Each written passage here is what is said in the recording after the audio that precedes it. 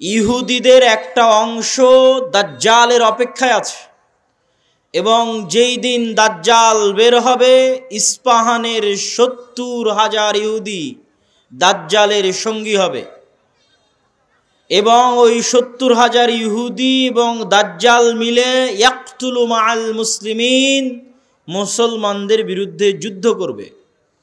যুদ্ধ করতে করতে এমন পরিবেশ তৈরি হবে যে ইয়াখতাবিউল ইয়াহুদ ওয়ারা আশ-শাজারা আও তাহতাল হাজার, ইহুদি আশ্রয় নিবে গাছের আড়ালে, পাথরের আড়ালে, আর পাথর এবং গাছ বলে উঠবে ইয়া মুসলিম।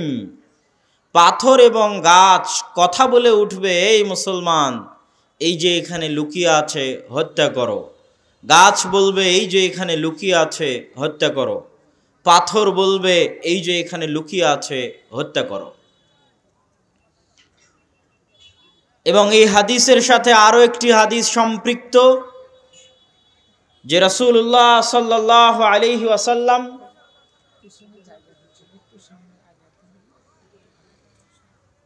পিছনে যারা দাঁড়িয়ে আছেন, আমি অনুরোধ করব আমরা যারা সামনে বসে আছি একটু হালকা যদি চেপে চেপে বসি, তাহলে আমরা একটু সময় নিই, সমস্যা নাই, তারপরও সুশৃঙ্খল হোক অনুষ্ঠানটা, আমরাও ভালোভাবে আলোচনা করি। আপনারা সবাই একটু চেষ্টা করেন আপনাদের সামনের ফাঁকা জায়গাগুলো পূরণ করতে। কেন না, সমস্যা নেই, ঠিক আছে।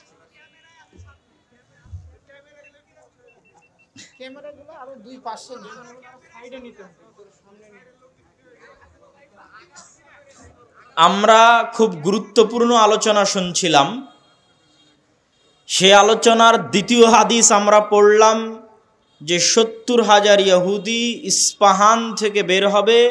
ইস্পাহান হচ্ছে ইরানের নগরী, আজও ইরানের মধ্যে ইস্পাহান নামে সেই নগরী আছে। আমরা প উচ্চারণ করি ইস্পাহান, আরবিতে এটা উচ্চারণ হয় না, আরবিতে হয় আল আসবাহানি, বা উচ্চারণ হয় ইসবাহান বা আসবাহানি। সেখান থেকে ৭০,০০০ ইহুদি দাজ্জালের সঙ্গী হবে, সাথী হবে, এবং মুসলমানদের বিরুদ্ধে যুদ্ধ করবে। আর সেই যুদ্ধের অবস্থা কি হবে সেটাও আমরা দেখলাম। আরেকটি হাদিস দেখি। عن عوف بن مالك رضي الله تعالى عنه أنه قال, আউফ ইবনে মালিক রাদিয়াল্লাহু তাআলা আনহু থেকে বর্ণিত, তিনি বলেন, আমি একদা রাসূলুল্লাহ সাল্লাল্লাহু আলাইহি ওয়াসাল্লামের নিকটে আসলাম। রাসূল সাল্লাল্লাহু আলাইহি ওয়াসাল্লাম আমাকে কিয়ামতের আলামত গণালেন, আমার হাতে গণালেন। তার মধ্যে একটি আলামত রাসূল সাল্লাল্লাহু আলাইহি ওয়াসাল্লাম বললেন, সায়াকুনু হুদনাতুন মা'আর রোম, ইয়ানি সাতাকুনু হুদনাতুন বাইনাল মুসলিমিনা ওয়ার রোম। রোমান খ্রিস্টানদের সাথে মুসলমানদের একটি চুক্তি হবে, আর রোমান খ্রিস্টানেরা এবং মুসলমানেরা চুক্তিবদ্ধ হয়ে তৃতীয় কমন শত্রুর বিরুদ্ধে যুদ্ধ করবে, তথা রোমান খ্রিস্টানদের শত্রু আর মুসলমানদের শত্রু এক। তৃতীয় কমন শত্রুর বিরুদ্ধে মুসলমানেরা যুদ্ধ করবে। এই যুদ্ধে রোমান খ্রিস্টান এবং মুসলমানেরা বিজয়ী হবে।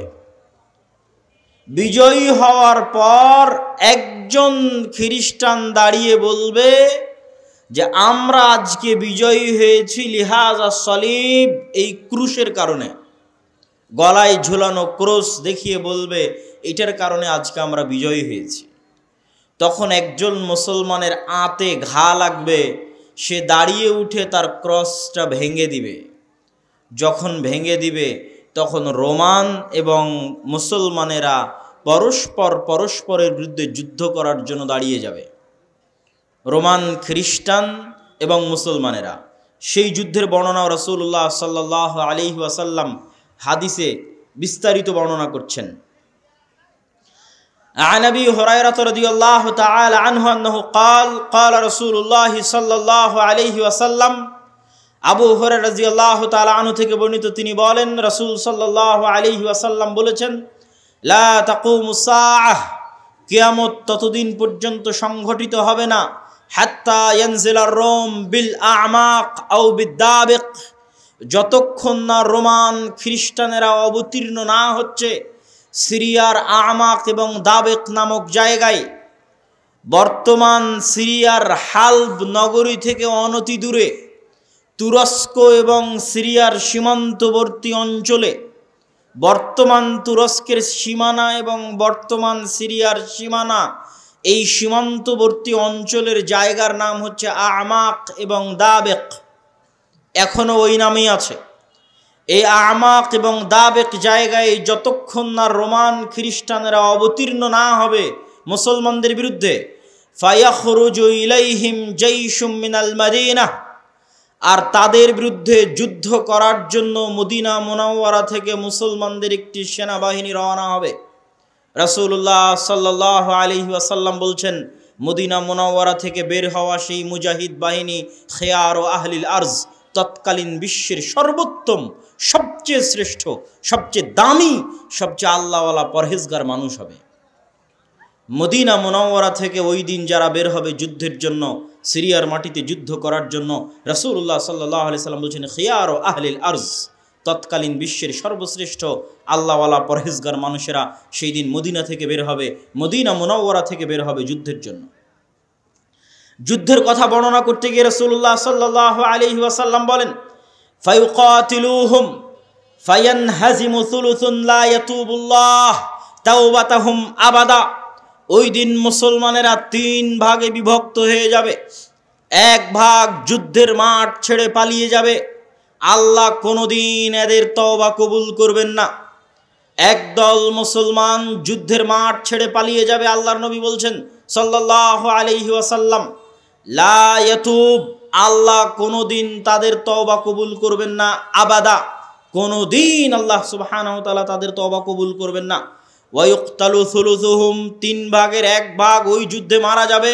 রাসূলুল্লাহ সাল্লাল্লাহু আলাইহি ওয়াসাল্লাম বলছেন, আফজালুশ শুহাদা ইনদাল্লাহ, আল্লাহর নিকটে সর্বশ্রেষ্ঠ শহীদ বলে গণ্য হবে ওই যুদ্ধে যারা যুদ্ধ করে শাহাদত অর্জন করবে, শহীদ হয়ে যাবে 3 ভাগের 1 ভাগ মুসলমান, তারা আল্লাহর দরবারে সর্বশ্রেষ্ঠ শহীদ হিসেবে বিবেচিত হবে। রাসূলুল্লাহ সাল্লাল্লাহু আলাইহি ওয়াসাল্লাম বললেন, ওয়াইফতাতিহুস সুলুস, আর 3 ভাগের 1 ভাগ বিজয় লাভ করবে রোমানদের উপরে, 3 ভাগের 1 ভাগ বিজয় লাভ করবে রোমানদের উপরে। লা ইফতানুনা আবাদান, এরা কোনো দিন আর কিয়ামত পর্যন্ত ফিতনায় পতিত হবে না, এবং এদের হাত দিয়ে ইফতাতিহুনা কুস্তুনতুনিয়া, কুস্তুনতুনিয়া বিজয় হবে। কুস্তুনতুনিয়া কি? আগের হাদিসেও দেখেছেন আল্লাহর নবী বলেছে, বাইতুল মাকদেসের আবাদ হওয়া, মদিনার ধ্বংস হওয়া, মদিনার ধ্বংস হওয়া, মহাযুদ্ধের শুরু হওয়া, মহাযুদ্ধের শুরু হওয়া, কুস্তুনতুনিয়া বিজয় হওয়া, কুস্তুনতুনিয়া বিজয় হওয়া, দাজ্জালের বের হওয়া। কুস্তুনতুনিয়া হচ্ছে আজকের তুরস্কের ইস্তাম্বুল। আজকের তুরস্কের ইস্তাম্বুলকে আরবিতে বলা হয় কুস্তুনতুনিয়া, ইংরেজিতে বলা হয় কনস্টান্টিনিপল। কনস্টান্টিনিপল এবং বর্তমান নাম হচ্ছে ইস্তাম্বুল। তুরস্কের রাজধানী, যদিও আগে রাজধানী ছিল, এখন অফিসিয়াল রাজধানী নয়, অফিসিয়াল রাজধানী আঙ্কারা, কিন্তু তারপরও রাজধানীর মতো মান মর্যাদা যেই শহরের, সেটাই হচ্ছে ইস্তাম্বুল, কুস্তুনতুনিয়া, কনস্টান্টিনিপল। রাসূল সাল্লাল্লাহু আলাইহি ওয়াসাল্লাম বলছেন, ফায়াফতাতিহুনা কুস্তুনতুনিয়া, ওই যে একদল বিজয়ী হবে রোমানদের উপর, তাদের হাতে আল্লাহ কুস্তুনতুনিয়া, কনস্টান্টিনিপল বিজয় দান করবেন। ফাবাইনামা হুম ইয়ানকাসিমুনাল গানাইম, যখন এই সমস্ত বিজয়ী মুজাহিদরা গনিমতের মাল বন্টন করবে এবং তাদের তরবারি ঝুলানো থাকবে গাছের সাথে, তখন একজন চিৎকার করে বলবে, সাহা ফীহিমুশ শাইতান ইন্নাল মাসীহা ক্বাদ খালাফাকুম ফি আহলিকুম, মাসীহুদ দাজ্জাল বের হয়ে গেছে আর তোমাদের বাড়িতে বাড়িতে মাসীহুদ দাজ্জাল প্রবেশ করতেছে। এখন পর্যন্ত ইমাম মাহদি আসেননি, হয়তো এনাদের মধ্যেই ইমাম মাহদি থেকে থাকতে পারেন, তবে তিনি যে ইমাম মাহদি তা এখনও প্রকাশিত আকারে জনগণের সামনে স্পষ্ট হয়নি। হবে কখন? দাজ্জাল বের হওয়ার পরে এবং সালাতের, দামেস্কের মসজিদে সালাতের পরে, যেটার বর্ণনা রাসূল সাল্লাল্লাহু আলাইহি সাল্লাম দিচ্ছেন। ফায়াখরুজুন ওয়া যালিকা বাতিল, শয়তানের এই মিথ্যা কথা শুনে তারা তরবারি নিয়ে দৌড়ে এগিয়ে যাবে কোথায়? মাসীহুদ দাজ্জাল, তার বিরুদ্ধে যুদ্ধ করার জন্য। ফাইদা জাউ শাম, তারা আস্তে আস্তে দেমাস্কে চলে আসবে। দেমাস্কের মসজিদে তারা কাতারবদ্ধ হয়ে সালাতের জন্য দাঁড়াবে। ইদা উকিমাতিস সালাত, যখন সালাতের ইকামত দেওয়া হবে, ফায়ানজিলু ঈসা ইবনু মারিয়াম, তখন আসমান থেকে ঈসা ইবনু মারিয়াম অবতীর্ণ হবেন। ফাআম্মাহুম ফাইদা রাআহু আদুউল্লাহ যাবা কামা ইয়াযুবুল মিলহ ফিল মা, ঈসা ইবনু মারিয়াম অবতীর্ণ হবেন ওই মসজিদে, এবং তারপরে মুসলমানেরা দাজ্জালের বিরুদ্ধে যুদ্ধ করার জন্য রওনা দিবে। এবং মসজিদে আকসার পাশে, জেরুজালেমের পাশে লুদ নামক, বাবুল লুদ, লুদ নামক দরজায় ঈসা আলাইহিস সালাতু ওয়াস সালামকে দেখে মাসিহাদ দাজ্জাল লবণ যেভাবে পানিতে দিলে গলে যায় সেভাবে গলতে থাকবে, এবং তার গলে শেষ হওয়ার আগেই রাসূল সাল্লাল্লাহু আলাইহি ওয়াসাল্লাম বলছেন, ফালাউ তারাকাহু লানযাব হাত্তা ইয়ানহালিক, যদি ঈসা ইবনু মারিয়াম তাকে ওই অবস্থায় রেখে দিতেন তাহলে সে গলে ধ্বংস হয়ে যেত, হাত্তা ইয়াহলিক, ওয়ালাকিন ইয়াকতুলুহুল্লাহ বিয়াদিহি ফায়ুরিহিম দামাহু ফি হারবাতিহি, কিন্তু আল্লাহ সুবহানাহু ওয়া তাআলা চান যে ঈসা ইবনু মারিয়ামের মাধ্যমে সে নিহত হোক, এই জন্য ঈসা ইবনু মারিয়াম তাকে হত্যা করবেন এবং দাজ্জালের রক্ত জনগণকে দেখাবেন। সম্মানিত উপস্থিতি, আরেকটি ব্যতিক্রম ধর্মী হাদিস, সেই হাদিসটা বলে আমরা আমাদের সংক্ষিপ্ত ব্যাখ্যার দিকে এগিয়ে যাব ইনশাআল্লাহ। আবু হুরায়রা রাদিয়াল্লাহু তাআলা আনহু থেকে বর্ণিত, তিনি বলেন রাসূল সাল্লাল্লাহু আলাইহি ওয়াসাল্লাম বলছেন, সামি'তুম বিমাদিনাতিন জানিবুম মিনহা ফিল বার ওয়া জানিবুম মিনহা ফিল বাহর, তোমরা একটি শহরের কথা শুনেছ যেই শহরের এক সাইডে সমুদ্র এবং আর এক সাইডে মাটি। রাসূলুল্লাহ সাল্লাল্লাহু আলাইহি ওয়াসাল্লামের উত্তরে সাহাবীগণ বললেন, জি আমরা শুনেছি। রাসূল সাল্লাল্লাহু আলাইহি ওয়াসাল্লাম বলছেন, লা তাকুমুস সাআহ হাত্তা ইয়াগযুহা ৭০,০০০ মিন বনি ইসহাক, ততক্ষণ পর্যন্ত কিয়ামত হবে না যতক্ষণ না বানু ইসহাকের ৭০,০০০ মানুষ তাদের বিরুদ্ধে যুদ্ধ না করছে। আর তারা সেই দিন যুদ্ধ করবে ওই শহর বিজয়ের জন্য, আর ওই শহর বিজয়ের জন্য ফালাম ইউকাতিলু বিসালাহ, কোনো অস্ত্রপাতি লাগবে না ওই শহর বিজয় করতে, ওয়ালাম ইয়ারমু বিসাহমিন, কোনো তীর নিক্ষেপ করা লাগবে না ওই শহর বিজয় করতে। ক্বালু লা ইলাহা ইল্লাল্লাহু আল্লাহু আকবার, তারা শুধু আল্লাহু আকবার ধ্বনি দিবে, তাকবীর ধ্বনি দিবে। ফায়াসকুতু আহাদু জানিবাইহা, ওই শহরের একটি প্রাচীর ধসে পড়ে যাবে। তারপরে দ্বিতীয়বার যখন তারা তাকবীর ধ্বনি দিবে তখন শহরের আরেকটি প্রাচীর ধসে পড়ে যাবে। তারা তৃতীয়বার যখন তাকবীর ধ্বনি দিবে তখন শহরের আরেকটি প্রাচীর ধসে পড়ে যাবে। ফাইফাররাজু লাহুম ফায়াদখুলুহা, তারা বিজয়ী বেশে ওই শহরে প্রবেশ করবে। ফায়াগনামু ফাবাইনাহুমা ইয়াকতাসিমুনাল মাগানিম, যেই মুহূর্তে তারা বিজয়ী বেশে শহরে প্রবেশ করবে আর গনিমতের মাল বন্টন করবে, তখন শয়তান চিৎকার করে বলবে, তোমাদের ঘরে দাজ্জাল প্রবেশ করে গেছে। সম্মানিত উপস্থিতি, পরপর আমরা 4টা হাদিস দেখলাম। এই 4টা হাদিস এক একজন এক একভাবে ব্যাখ্যা করতে পারে। আমি আগেও বলেছি যে যতদিন এই জিনিসগুলো না ঘটবে ততদিন এই জিনিসগুলোর প্রকৃত ব্যাখ্যা কেউ জানবে না। কিন্তু আমার কাছে সংক্ষিপ্তভাবে যেটা মনে হয়েছে যে উমরান ও বাইতুল মাকদেস আবাদ হওয়া, কেউ কেউ ব্যাখ্যা করে এই যুগের যে বাইতুল মাকদেস আবাদ হওয়া মানে ইহুদিরাই জেরুজালেম দখল করে নিবে এবং সেখানে বিশাল রাজধানী প্রতিষ্ঠা করবে। প্রতিষ্ঠা করার মাধ্যমে সে এটা পৃথিবীর একটি জাঁকজমকপূর্ণ একটা বিশাল বড় শহর, লন্ডন দুবাইয়ের মতো একটা বড় শহরে পরিণত হয়ে যাবে জেরুজালেম, যেটা থাকবে তাদের হাতে, আমাদের হাতে নয়। কেউ বলেছেন এটা। আর আমার কাছে সংক্ষিপ্তভাবে মনে হয়েছে যে উমরান ও বাইতুল মাকদেস আবাদ হওয়া মানে মুসলমানদের হাতেই বাইতুল মাকদেস থাকবে এবং মুসলমানেরাই বাইতুল মাকদেস বিজয় করবে এবং সেখানে সালাত সিয়াম সকল কিছু বাস্তবায়ন হবে এবং বাইতুল মাকদেস মুসলমানদের হাতে আগেই বিজয় হবে, তথা যে ঘটনাগুলো পরবর্তীতে সংঘটিত হচ্ছে সেগুলোর আগেই মুসলমানদের হাতে বাইতুল মাকদেস থাকবে। কখন থাকবে আল্লাহ সুবহানাহু ওয়া তাআলা ভালো জানে। এবং বাইতুল মাকদেসের বিজয় হওয়া মানে মদিনার ধ্বংস হওয়া কি? হয়তো মদিনা অনাবাদ হয়ে যেতে পারে, মদিনার যে শান শওকত সেই শান শওকতে কমতি আসতে পারে, যে কোনো কারণে আসতে পারে। যেহেতু মুসলমানেরা বাইতুল মাকদেস ফিরে পেয়েছে সেহেতু বাইতুল মাকদেস কেন্দ্রিক মুসলমানদের নতুন কিছু তৈরি হতে পারে। যেমন উমাইয়া খেলাফাত আমলে যখন আবদুল্লাহ ইবনে জুবাইরের হাতে মক্কা এবং মদিনা ছিল, তখন উমাইয়া খলিফারা মক্কা মদিনা জিয়ারত করতে না পারার কারণে তারা তাদের সকল ধন সম্পদ খরচ করত বাইতুল মাকদেসের পিছনে। তথা এই মসজিদকে কেন্দ্র করে মুসলমানদের একটা ব্যস্ততা, শহর বন্দর সকল কিছু গড়ে উঠবে এই শহরকে কেন্দ্র করে, এবং মদিনা অনাবাদ হয়ে যাবে। মদিনা অনাবাদ হয়ে গেলে যুদ্ধ শুরু হবে। কোন যুদ্ধ? যেই যুদ্ধ আমরা আলোচনা করলাম, এই যুদ্ধকে রাসূল সাল্লাল্লাহু আলাইহি সাল্লাম বলছেন আল মালহামা আল কুবরা। এবং এই যুদ্ধের বর্ণনা দিতে গিয়ে অন্য হাদিসে রাসূলুল্লাহ সাল্লাল্লাহু আলাইহি ওয়াসাল্লাম বলেছেন যে এই যুদ্ধে এত বেশি পরিমাণ মানুষ মারা যাবে যে একটা উড়ন্ত পাখি যদি আকাশে উড়তে থাকে তাহলে উড়তে উড়তে সে ক্লান্ত হয়ে যাবে, কিন্তু লাশের সারি সে উড়ে শেষ করতে পারবে না, এত বেশি পরিমাণ মানুষ মারা যাবে এই যুদ্ধে।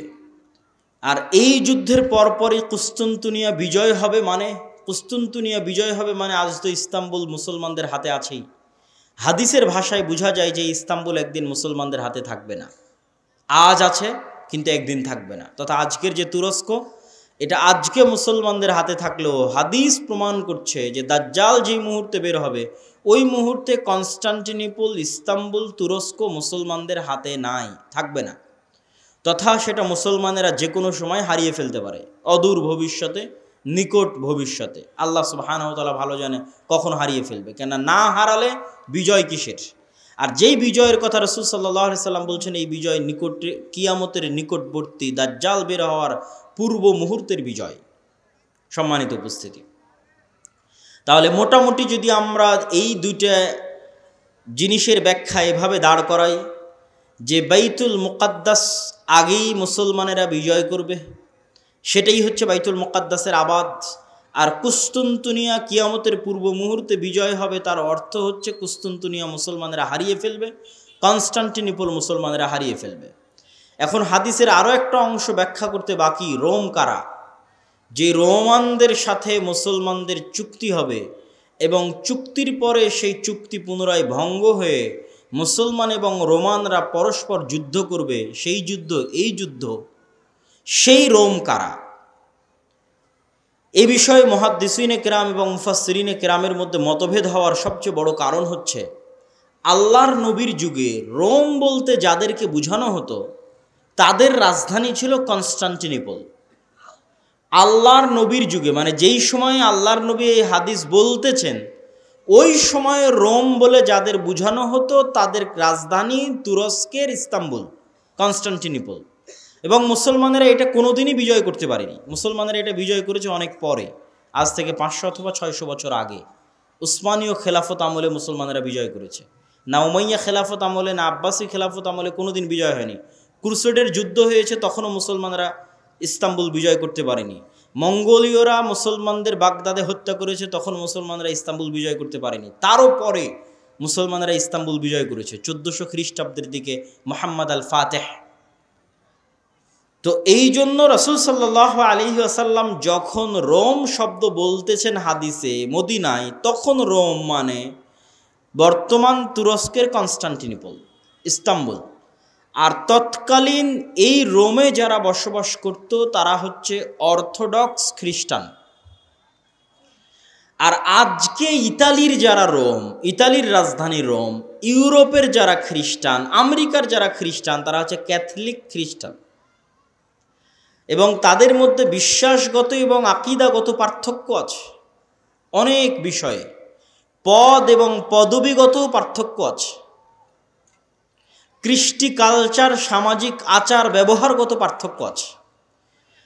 তাহলে রোম বলতে আমরা যদি তৎকালীন রোম ধরি, তথা অর্থোডক্স খ্রিস্টানদের হাতে যখন কনস্টান্টিনোপল ছিল, সেই অর্থোডক্স খ্রিস্টানেরা এখন বসবাস করে রাশিয়ায়। রাশিয়া এবং ইউক্রেনের যুদ্ধের অন্যতম একটা কারণ হচ্ছে ইউক্রেনে ইউরোপিয়ান এবং আমেরিকানেরা ক্যাথলিক খ্রিস্টানের চর্চা বাড়াচ্ছিল, যেটা রাশিয়া কখনোই চায় না যে তার আশেপাশের কোনো দেশে ক্যাথলিক খ্রিস্টানের চর্চা বাড়ুক, কেননা তারা মানে অর্থোডক্স খ্রিস্টান। এবং আমার এর উপর বিস্তারিত ভিডিও আছে ইতেসাম টিভিতে রাশিয়া এবং ইউক্রেনের উপর, যেখানে এই পয়েন্টে আরও বিস্তারিত ইন ডিটেইলস আলোচনা করা আছে। তাহলে আল্লাহর নবীর যুগের রোম যদি ধর্মীয় দৃষ্টিকোণ থেকে তাদের পরিচয় দেখি, যে আল্লাহর নবী যেই সময়ে হাদিস বলছেন ওই সময়ে রোম বলতে কাদের বোঝা হতো, তাহলে কনস্টান্টিনোপলে যে অর্থোডক্স খ্রিস্টানেরা ছিল তাদেরকে বোঝানো হতো। তারা আজ কোথায় আছে? তারা আজ রাশিয়াতে আছে। এবং রাশিয়া যে যুদ্ধগুলো লড়ে সেই যুদ্ধগুলোর পিছনে অনেক ধর্মীয় কারণ আছে, যেটাও আমি আমার ওই ভিডিওতে স্পষ্ট আকারে ডকুমেন্টারি আকারে দেখিয়েছি যে এই যুদ্ধগুলো শুধু বাহ্যিক কোনো কারণে লড়াই করা হয় না, বরং ধর্মীয় কারণে লড়াই করা হয়। যেমন আজকে ইসরায়েল এবং ফিলিস্তিনের যুদ্ধে ইসরায়েল যে যুদ্ধ করতেছে এটা শুধু বাহ্যিক কোনো কারণ নয়, বরং এর পিছনে ধর্মীয় কারণ আছে, সেটাও বলবো বক্তব্যের শেষের দিকে ইনশাল্লাহ। আর যদি বলি যে না তারা নয়, তাহলে ইতালির রাজধানী যে রোম, ইতালির রাজধানী রোম মানে আজকের ইউরোপ, আজকের আমেরিকা, যারা আমাদের বিরুদ্ধে ক্রুসেডের যুদ্ধ করার জন্য এসেছিল কয়েক শতাব্দী আগে, বাইতুল মুকাদ্দাস খ্রিস্টানেরা দখল করেছিল, সুলতান সালাহুদ্দিন আইয়ুবী বিজয় করেছিলেন, সেই ক্রুসেডাররা, তাদের সাথে মুসলমানদের চুক্তি হবে, তৃতীয় কোনো পক্ষের বিরুদ্ধে মুসলমানেরা তাদেরকে সাথে করে নিয়ে যুদ্ধ করবে, সেই যুদ্ধে রোমানরা আর মুসলমানেরা বিজয়ী হবে। তারপরে রোমানদের একজন বলবে এই ক্রুশের কারণে বিজয়ী হয়েছিলাম, এক মুসলমান উঠে ভেঙে দিবে, তখন আবার তারা পরস্পর মুখোমুখি দাঁড়িয়ে যাবে। আর এই যুদ্ধ হচ্ছে মালহামা, যেটা সিরিয়াতে হবে। আজকের যে ফিলিস্তিন, আজকের যে ইসরায়েল, এগুলোও সিরিয়া, আজকের যে জর্ডান, এগুলোও সিরিয়া, সেই যুদ্ধ হবে সিরিয়াতে। আর ওই যুদ্ধে মুসলমানদের হেডকোয়ার্টার হবে গোতা নামক জায়গায়, যে গোতা নামক জায়গাটি হচ্ছে সিরিয়ার রাজধানী দামেস্ক থেকে অনতি দূরে। আর সেই যুদ্ধে রোমানদের হেডকোয়ার্টার হবে আমাক এবং দাবেক নামক জায়গায়, যা বর্তমান সিরিয়া এবং তুরস্কের সীমান্তবর্তী অঞ্চলে এখনও সেই নামে সেই জায়গা পরিচিত এবং জানা যায়। সম্মানিত উপস্থিতি, আজকে দাজ্জালের যে লম্বা হাদিস আছে সেই লম্বা হাদিস থেকেও দুই একটা পয়েন্ট বলে এই মাটি, এই অঞ্চলের গুরুত্ব বোঝানোর আজকের এই পর্বের আলোচনার আমরা শেষের দিকে চলে যাব ইনশাআল্লাহ। দাজ্জালের হাদিস আপনারা সকলেই জানেন, কিন্তু সেই হাদিসে যে জায়গাগুলোর কথা দাজ্জাল বলেছে আমরা সেটাই একটু সংক্ষিপ্তভাবে তুলে ধরব। আপনারা তামিম আদ-দারি রাদিয়াল্লাহু তাআলা আনহুর বিখ্যাত হাদিস, যদি শ্রদ্ধেয় শায়েখ আব্দুর রাজ্জাক বিন ইউসুফ তার বক্তব্য শুনে থাকেন তাহলে শুনতে আরও মজা লাগবে, কিন্তু আমি শুধু ব্যাখ্যা করব যে ওখানে দাজ্জাল যে জায়গাগুলোর কথা বলে ওই জায়গাগুলো কি এবং কোথায়। তো তারা নৌকা নিয়ে সফরে বের হয়েছিলেন, 1 মাস সমুদ্রের মধ্যে ঘুরপাক খেতে থেকেছেন। ঘুরপাক খেতে খেতে যখন একটা দ্বীপে গিয়ে ঠেকেছেন, সেই দ্বীপে তাদের সাথে দাজ্জালের সাক্ষাৎ হয়েছে। দাজ্জালের সাক্ষাৎ হওয়ার আগেও একটা বড় অদ্ভুত জন্তু সেখানে দায়িত্ব পালন করছিল। সেই অদ্ভুত জন্তু নিজেকে পরিচয় দিয়েছে যে আমি হচ্ছি গোয়েন্দা, আনাল জাসাসা। তারপরে সেই অদ্ভুত জন্তু তাদেরকে বলেছে তোমরা যার কাছে এসেছো তিনি এই দিকে আছে, এগিয়ে যাও। সেখান থেকে এবার আমি আপনাদেরকে এখান থেকে পড়ে শোনাচ্ছি যে ওখানে দাজ্জাল কি বলছে এবং সেই জায়গাগুলো কোথায়। দাজ্জাল বলছে, জিজ্ঞেস করছে, আসআলুকুম আন নাখলিহা আন নাখলে বাইসান আখবিরুনি আন নাখলে বাইসান। বাইসান নামক খেজুর বাগান সম্পর্কে আমাকে তোমরা সংবাদ দাও। কুলনা আন আইয়ি শানিহা তাস্তাখবির। বাইসান নামক খেজুরের বাগান সম্পর্কে তুমি কি জানতে চাও? তখন দাজ্জাল উত্তরে বলছে, আসআলুকুম আন নাখলিহা।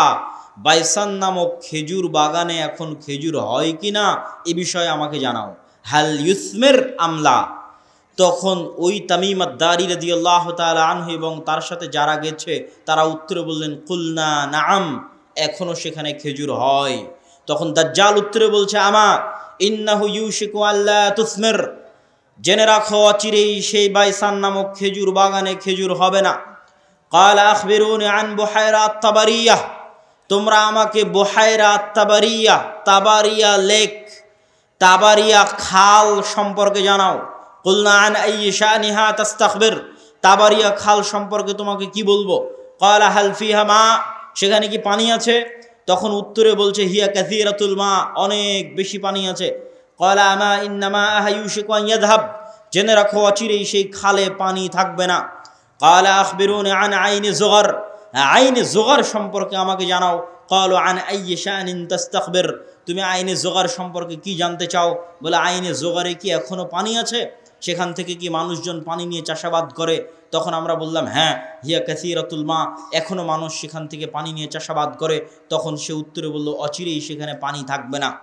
তখন বলছে, আখবিরুনি আন নাবিয়্যিল উম্মিয়িন। উম্মিয়িনদের নাবী সম্পর্কে আমাকে জানাও।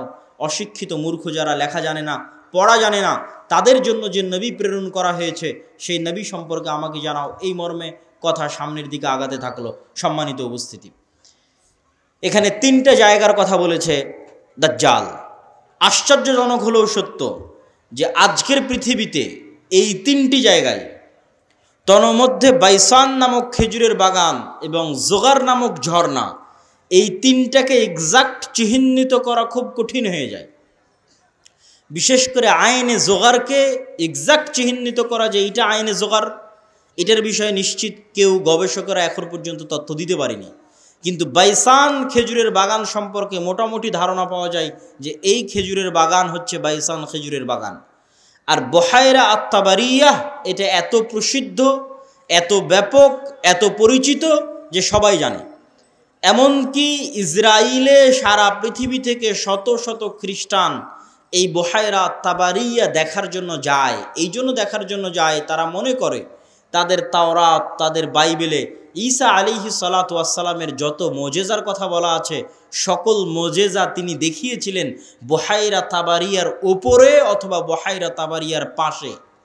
সেই মোজেজা যদি হয় অন্ধ ব্যক্তিকে চক্ষুস্মান করে দেওয়া, সেই মোজেজা যদি হয় টাকওয়ালা ব্যক্তির মাথায় চুল গজিয়ে দেওয়া, সেই মোজেজা যদি হয় মৃত ব্যক্তিকে জীবিত করা, এগুলোর অধিকাংশ মোজেজা তাদের বিশ্বাস অনুযায়ী ঈসা আলাইহিস সালাতু ওয়াস সালাম এই লেক, এই খালের পাশে অথবা তার উপরে তিনি করে দেখিয়েছিলেন, এই জন্য তারা দেখতে আসে। এবং এইটা চলমান বর্তমান ইসরায়েলের সীমানার অন্তর্ভুক্ত। এবং আনুমানিক গবেষণা অনুযায়ী বাইসানের খেজুরের বাগান এবং জোগারের ঝর্ণা এবং তাবারিয়ার লেক 3টাই বর্তমান ইসরায়েলের সীমানার অন্তর্ভুক্ত, যেই জায়গাগুলোর কথা এই হাদিসে দাজ্জাল তামিম আদ-দারি রাদিয়াল্লাহু তাআলা আনহুকে জিজ্ঞেস করতেছে।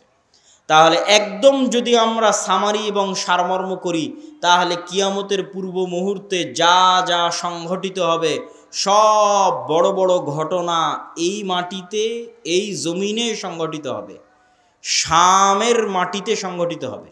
আল মসজিদুল আকসা, বাইতুল মুকাদ্দাস কেন্দ্রিক যে এরিয়া, যে জগৎ, যে দেশ, সেখানে সংঘটিত হবে। এবং আমি আমার অতীতের বক্তব্যগুলোতে বলেছি যে বাইতুল মুকাদ্দাসই একমাত্র কারণ পৃথিবীর, যেই কারণে পৃথিবীর 90% মানুষ যুদ্ধে জড়িয়ে যেতে পারে, যেই কারণে পৃথিবীর 90% মানুষ যুদ্ধে জড়িয়ে যেতে পারে, তার অন্যতম একটি কারণ হচ্ছে মসজিদ আকসা। কেননা পৃথিবীর তিনটা ধর্মের মানুষ এই মসজিদের দাবিদার। ইহুদিরা দাবিদার, খ্রিস্টানেরা দাবিদার, আমরা মুসলমানেরা দাবিদার। যেহেতু 3টা ধর্মই আসমানি দিন, আসমান থেকে এসেছে, 3টা ধর্মের গ্রন্থই আসমানি গ্রন্থ, ওই 2টা গ্রন্থে বিকৃতি এসেছে, ওই 2টা ধর্মে বিকৃতি এসেছে। ইসলামে বিকৃতি আসেনি, কোরআনে বিকৃতি আসেনি। কিন্তু যেহেতু একই জায়গা থেকে আগত, এই জন্য ঘটনা, আকিদা, বিশ্বাস, কাহিনী অনেক কিছুই সেম এবং কমন।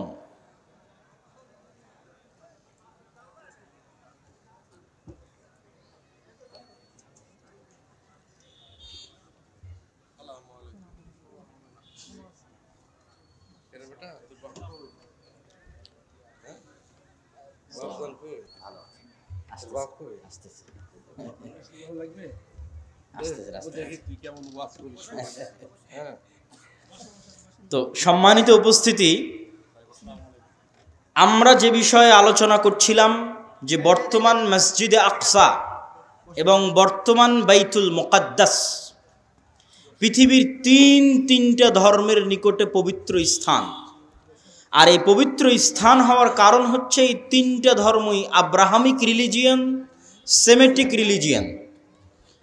এই 3টা ধর্মই মিল্লাতে ইব্রাহিমের দাবিদার, তথা ইব্রাহিম আলাইহিস সালাতু ওয়াস সালামের হিস্ট্রি, ইতিহাসের সাথে কানেক্টেড। আর সেমেটিক রিলিজিয়ান মানে নূহ আলাইহিস সালাতু ওয়াস সালামের 3 সন্তান তার সাথে নৌকায় উঠেছিলেন। একজনের নাম ইয়াফেস, একজনের নাম হাম, আর একজনের নাম সাম। ইয়াফেসের বংশধরেরা হচ্ছে সাদা চামড়া, ইউরোপ, আমেরিকা, রাশিয়া। সামের বংশধরেরা হচ্ছে সেমেটিক তথা মেটে, শ্যামা, হালকা সাদা, হালকা শ্যামা, হালকা মেটে। India, Pakistan, Bangladesh, Saudi, Kuwait, Qatar, Bahrain, এরা হচ্ছে সামের বংশধর। হাম হচ্ছে আফ্রিকান, টোটাল আফ্রিকান এরিয়া হচ্ছে নূহ আলাইহিস সালামের সন্তান হামের বংশধর। তো পৃথিবীতে আল্লাহ যত নবী পাঠিয়েছেন সকল নবী সামের বংশে পাঠিয়েছেন। সামের বংশে ইব্রাহিম আলাইহিস সালাতু ওয়াস সালাম। এই জন্য একটা মজার জিনিস, যারা অনলাইনে আমাদের দেখছেন তারা মনে রাখতে পারেন যে কালার ডিসক্রিমিনেশনের শিকার যারা হন ইউরোপ এবং আমেরিকায়, গায়ের রঙের কারণে ডিসক্রিমিনেশনের শিকার হওয়া, বৈষম্যের শিকার হওয়া, কেননা তাদের মধ্যে একটা আভিজাত্য বোধ কাজ করে যে আমি হচ্ছি সাদা চামড়ার, আর এশিয়া থেকে যারা এসেছে তারা সাদা চামড়ার নয়। আপনি দীর্ঘদিন থাকলে এই জিনিসটা ভিতর থেকে অনুভব করতে পারবেন, এই বৈষম্য। তো এইটা আপনারা মজার জিনিস জেনে রাখতে পারেন যে ইউরোপ, আমেরিকা তারা যতই সাদা চামড়ার হোক, তারা যেই নবীকে সম্মান করে, শ্রদ্ধা করে, সেই নবী সাদা চামড়ার ছিলেন না। মানে ঈসা আলাইহিস সালাতু ওয়াস সালাম, ঈসা আলাইহিস সালাতু ওয়াস সালামের গায়ের রং আর আমার নবী মুহাম্মদ সাল্লাল্লাহু আলাইহি ওয়াসাল্লামের গায়ের রং এক, মানে শ্যামা, মেটে, সাদা চামড়ার সাদা নয়। তথা গোটা ইউরোপ এবং আমেরিকার মানুষ যেই নবীর অনুসারী, যেই নবীর মূর্তি তাদের গির্জায় বানিয়ে রেখেছে, যেই নবীর মা মারিয়াম আলাইহা সালাতু ওয়াস সালামের মূর্তি তাদের গির্জায় বানিয়ে রেখেছে, তারা কেউই সাদা চামড়ার ছিলেন না। এই জন্য বলেছি সেমেটিক রিলিজিয়ান। তথা আল্লাহ সুবহানাহু তাআলা সামের বংশে সকল নবী দিয়েছে, ইব্রাহিমের বংশে পরবর্তী সকল নবী পাঠিয়েছে। পৃথিবীর তিনটে ধর্ম ইব্রাহিম আলাইহিস সালাতু ওয়াস সালামের মিল্লাতের দাবিদার। এর কিছু কমন উদাহরণ আপনাকে দিই। ইব্রাহিম আলাইহিস সালাতু ওয়াস সালামকে আমরা বলি ইব্রাহিম, তারা বলে আব্রাহাম। ইব্রাহিম আলাইহিস সালাতু ওয়াস সালামের ছেলে ইসহাককে আমরা বলি ইসহাক, তারা বলে আইজ্যাক, আইজ্যাক নিউটন। যিনি আইজ্যাক তিনি ইসহাক। ইসহাক আলাইহিস সালাতু ওয়াস সালামের ছেলেকে আমরা বলি ইয়াকুব আলাইহিস সালাতু ওয়াস সালাম, তারা বলে জ্যাকব। যিনি জ্যাকব তিনি ইয়াকুব। ইয়াকুব আলাইহিস সালাতু ওয়াস সালামের ছেলে ইউসুফ আলাইহিস সালাতু ওয়াস সালামকে আমরা বলি ইউসুফ, তারা বলে জোসেফ। সেন্ট জোসেফ স্কুল মানে Hazrat Yusuf school, there is no difference, কোনো পার্থক্য নাই। যদি আপনি বলেন সেন্ট জোসেফ স্কুল, তাহলে ওরা আপনি যে ইউসুফকে জানেন তাকে উদ্দেশ্য করছে, যে হজরত ইউসুফ আলাইহিস সালাতু ওয়াস সালাম স্কুল। এভাবে আমরা যাকে বলছি দাউদ আলাইহিস সালাতু ওয়াস সালাম, তারা তাকে বলছে ডেভিড। জাস্ট নামের উচ্চারণের পার্থক্য, কিন্তু ঘটনার মধ্যে মিল আছে। আমরা বলছি নূহ, তারা বলছে নোয়াহ। ঘটনার বর্ণনা ধারা বিবরণীতে কিছুটা পার্থক্য আছে, কিন্তু মূল ঘটনাগুলো একই। তথা আদম এবং হাওয়ার যে ঘটনা কোরআনে বর্ণনা করা আছে, কাছাকাছি ঘটনা,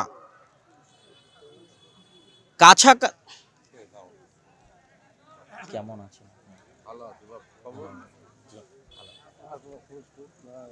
অনেকদিন দেখা সাক্ষাৎ, বাইরে গেছিলাম তো ইংল্যান্ডে, ওখান থেকে মাস্টার্স করে আসলাম। 1 বছরে একটা মাস্টার্স করে আসলাম ইংল্যান্ড থেকে। জি, ইসলামিক ব্যাংকের উপর, ইসলামিক ব্যাংকিং সিস্টেম। এই তানজিল ভাই, আব্বুকে ডেকে নিয়ে আসেন, নিয়ে আসতেছেন? হ্যাঁ বলতেছি, বক্তব্য শেষের দিকে চলে যাচ্ছে, দেখেন।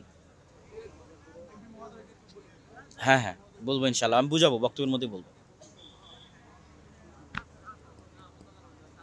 ইসলামিক, আলহামদুলিল্লাহ, ইসলামিক ব্যাংকিং এবং ইসলামিক ফাইন্যান্সের উপর মাস্টার্স।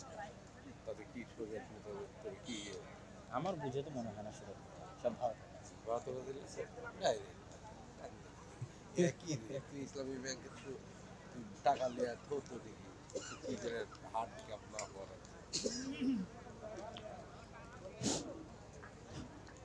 সম্মানিত উপস্থিতি, তো আমরা আলোচনা করছিলাম ইহুদি, খ্রিস্টান এবং ইসলাম, এই তিনটা ধর্ম আব্রাহামিক রিলিজিয়ান। এই জন্য ঘটনার ধারা বিবরণীতে পার্থক্য হলেও মূল ঘটনা একই। তথা তাওরাত এবং ইঞ্জিলে আজও লেখা আছে যে মানুষ বানর থেকে তৈরি হয়নি, মানুষ আদম আলাইহিস সালাম থেকে তৈরি হয়েছে। আমরা বলছি আদম, তারা ওভাবেই বলতেছে। আমরা বলছি হাওয়া, তারা বলছে ইভ। হাওয়া আলাইহিস সালাতু ওয়াস সালামের নামটা চেঞ্জ হয়ে গেছে, ঘটনা একই। আমরা যেমন আমাদের কোরআনে মহাপ্লাবনের ঘটনা আছে নূহ আলাইহিস সালাতু ওয়াস সালামের, কাছাকাছি ওই রকমই মহাপ্লাবনের ঘটনা আজও তাওরাত এবং ইনজিলে আছে। ঘটনার ধারা বিবরণীতে পার্থক্য হতে পারে, কেন ওগুলো বিকৃত হয়ে গেছে। ঠিক তেমনি কুরবানির কথা, ইব্রাহিম আলাইহিস সালাম তার সন্তানকে কুরবানি করছেন, এই কথা তাওরাত জাবুর ইনজিলেও আছে, কিন্তু তারা পরিবর্তন করে দিয়েছে যে ইব্রাহিম আলাইহিস সালাম ইসহাক আলাইহিস সালাতু ওয়াস সালামকে কুরবানি করছেন, আর কোরআন বলছে ইব্রাহিম আলাইহিস সালাতু ওয়াস সালাম ইসমাইলকে কুরবানি করছেন। তো যাক, আমরা সরাসরি বাইতুল মুকাদ্দাসের দিকে চলে আসি এবং আমার বক্তব্যের শেষের দিকে এগিয়ে যাওয়ার চেষ্টা করব। তো ইব্রাহিম আলাইহিস সালাতু ওয়াস সালামের দুই সন্তান ইসহাক এবং ইসমাইল, আজকের পুরো পৃথিবীর ইসরায়েল কেন্দ্রিক যে পলিটিক্স, ফিলিস্তিন কেন্দ্রিক যে পলিটিক্স, এটা যদি বুঝতে চান তাহলে আপনাকে এই জিনিসটা ক্লিয়ার কনসেপ্ট রাখতেই হবে যে আসলে কেন এই জিনিসগুলো ঘটতেছে। তো ইব্রাহিম আলাইহিস সালাতু ওয়াস সালামের দুই সন্তান ইসহাক এবং ইসমাইল। ইসহাক আলাইহিস সালাতু ওয়াস সালাম হচ্ছেন সারা আলাইহা সালাতু ওয়াস সালামের সন্তান, আর ইসমাইল হচ্ছে হাজেরা আলাইহা সালাতু ওয়াস সালামের সন্তান। ইব্রাহিম আলাইহিস সালাতু ওয়াস সালাম সারার সন্তান ইসহাককে নিয়ে থাকতেন জেরুজালেমে। ইব্রাহিম আলাইহিস সালাতু ওয়াস সালাম থাকতেন কোথায়? জেরুজালেমে। আল্লাহ কোরআনে বলছেন নাজ্জাইনাহু ওয়া লূতান ইলাল আরদিল্লাতী বারাকনা ফিহা লিল আলামিন। আমি ইব্রাহিমকে আশ্রয় দিয়েছি এই মাটিতে, লূতকে আশ্রয় দিয়েছি এই মাটিতে, যেই মাটিতে আমি বরকত রেখেছি সারা পৃথিবীর মানুষের জন্য, ওই মাটি জেরুজালেমের মাটি। লূত আলাইহিস সালাতু ওয়াস সালামের শহর উল্টিয়ে দেওয়ার পরে আল্লাহ তাকে আশ্রয় দিয়েছেন জেরুজালেমে। আর ইব্রাহিম আলাইহিস সালাতু ওয়াস সালাম তিনি যখন ইরাক থেকে হিজরত করে এসেছেন তখন আল্লাহ সুবহানাহু ওয়া তাআলা তাকে আশ্রয় দিয়েছেন জেরুজালেমে। তার বাপ আজর তাকে ইরাকের ব্যাবিলন নগরী থেকে তাড়িয়ে দিয়েছিলেন। তাহলে ইব্রাহিম আসলেন জেরুজালেমে, লূত আসলেন জেরুজালেমে। ইব্রাহিমের সন্তান ইসহাক ছিল জেরুজালেমে, ইসহাকের সন্তান ইয়াকুবও ছিল জেরুজালেমে। আর ইব্রাহিম আলাইহিস সালাতু ওয়াস সালাম আরেক সন্তান ইসমাইলকে রেখে আসলেন 1500 কিলোমিটার দূরে মক্কায় কাবা ঘরের পাশে। তাহলে একই সাথে একই সময়ে আল্লাহ ইব্রাহিম আলাইহিস সালামের দুই সন্তানকে দিয়ে পৃথিবীর দুইটা মসজিদ আবাদ করাচ্ছেন। আল্লাহর নবী এবং পবিত্র কোরআন বলছে ইন্না আউওয়ালা বাইতিন উযিআ লিন-নাস বিবাক্কা, পৃথিবীর বুকে প্রথম মসজিদ তৈরি হয়েছে মক্কায় আল্লাহর ইবাদতের জন্য। আর আল্লাহর নবী বলছেন মক্কার 40 বছর পর, কাবার 40 বছর পর মসজিদ তৈরি হয়েছে আল মসজিদ আল আকসা, বাইতুল মুকাদ্দাস। তাহলে ইব্রাহিম আলাইহিস সালাতু ওয়াস সালামের এক সন্তান ইসহাক এবং তার বংশধরেরা আবাদ করছে মসজিদ আকসা, আর ইব্রাহিম আলাইহিস সালাতু ওয়াস সালামের আরেক সন্তান ইসমাইল এবং তার বংশধরেরা আবাদ করছে কাবা, একই সময়ে একই সাথে। আর ইব্রাহিম আলাইহিস সালাতু ওয়াস সালাম নিজে জেরুজালেম থেকে মক্কায় যাতায়াত করেছে 4 থেকে 5 বার। একবার হাজেরা আলাইহিস সালাতু ওয়াস সালাম এবং ইসমাইলকে রাখতে গেছেন, একবার জবাই করতে গেছেন, একবার কাবা ঘর তৈরি করতে গেছেন, একবার ছেলেকে এমনি দেখতে গেছেন, পাননি, স্ত্রীকে তালাক দিয়ে আসতে বলেছেন। লম্বা ঘটনা সহিহ বুখারীতে পাবেন। তাহলে ইব্রাহিম আলাইহিস সালাতু ওয়াস সালাম পৃথিবীর একমাত্র নবী যিনি একই সাথে এই দুইটা পবিত্র মসজিদের সাথে কানেক্টেড, একই সাথে। হুয়া ইব্রাহিম আলাইহিস সালাতু ওয়াস সালাম, তিনি ইব্রাহিম আলাইহিস সালাতু ওয়াস সালাম 5 বার মক্কা থেকে ফিলিস্তিন জেরুজালেম যাতায়াত করেছেন। এবার আসেন হিস্ট্রি সামনের দিকে আগাতে থাকলো। ইউসুফ আলাইহিস সালাম কুয়ায় পড়ে মিশরের বাজারে বিক্রি হয়ে গেলেন। আজকে যেমন ফিলিস্তিন আর মিশর পাশাপাশি, গাজায় আপনি ত্রাণ পাঠাতে পারবেন না মিশর ছাড়া, ওই কালেও একই অবস্থা ছিল, ফিলিস্তিন মিশর পাশাপাশি। ফিলিস্তিনের কুয়াতে পড়ে বিক্রি হলেন মিশরে, মিশরে অর্থমন্ত্রী হলেন, বাপ ভাই দাদা সবকে ডেকে পাঠালেন। 70 জনের পরিবারের বিশাল বহর নিয়ে ইয়াকুব আলাইহিস সালাম গেলেন মিশরে। এই প্রথম ইসহাকের বংশধরেরা ফিলিস্তিন ছেড়ে মিশর চলে গেল। মিশরে ইউসুফ আলাইহিস সালামের রাজত্ব এবং তার পরবর্তীদের রাজত্ব 1-150 বছর থাকলো। তারপরে যখন বিরোধী পার্টি ক্ষমতায় চলে আসলো তথা ফেরাউন, কিবতীরা যখন ক্ষমতা দখল করে নিল, তো আগের ক্ষমতায় যারা সবচেয়ে বড় জোট ছিল ওদেরকে হত্যা করতে লাগলো। আগের ক্ষমতায় যে বাদশাহ ছিল মিশরের, তার সবচেয়ে বড় জোট ছিল বানু ইসরাইল, ইউসুফ আলাইহিস সালাতু ওয়াস সালাম, তো এদেরকে হত্যা করো। আর ফেরাউন জানতো যে আমি ক্ষমতা হারালে এদের কাছে ক্ষমতা হারাবো, অতএব এদের শিশুদের হত্যা করো যেন আমার ক্ষমতা দখল করার মতো কেউ না আসে। ওয়াইজ নাজ্জাইনাকুম মিন আলি ফিরআউনা ইয়াসুমুনাকুম সুআল আযাব ইউযাববিহুনা আবনাকুম ওয়া ইস্তাহিয়ুনা নিসাআকুম, আমি তোমাদেরকে ফেরাউনের কবল থেকে বাঁচিয়েছি, যেই ফেরাউন তোমাদের ছেলে সন্তানদের জবাই করত। আল্লাহ পবিত্র কোরআনে বলছেন ছেলে সন্তানদের জবাই করত। আজকের ফেরাউন বানু ইসমাইলের ছেলে সন্তানদেরকে গাজায় হত্যা করতেছে। দিন পরিবর্তন হয়েছে, টার্গেট একই, কেননা তারা জানে যে এই ফিলিস্তিন থেকে এমন সন্তান বের হবে যাদের হাতে তাদের পতন অনিবার্য, পতন অবশ্যম্ভাবী। এই জন্য বেরি যেন হতে না পারে, এই জন্য আগে শিশুই হত্যা করে দাও, যেমন ফেরাউন হত্যা করত। সম্মানিত উপস্থিতি। তারপরে ফেরাউনের অত্যাচারে থেকে বানু ইসরাইলকে বাঁচানোর জন্য আল্লাহ মুসা আলাইহিস সালামকে পাঠালেন। মুসা আলাইহিস সালামের লম্বা ঘটনা, তিনি বানু ইসরাইলকে সাথে করে নিয়ে পালিয়ে যাচ্ছেন। ফেরাউনকে আল্লাহ লোহিত সাগরে ডুবিয়ে হত্যা করলেন। হত্যা করার পর মুসা আলাইহিস সালাম ফেরত মিশরে যাননি কেন? এই জন্য মিশরে ফেরত যাননি যে মুসা আলাইহিস সালাম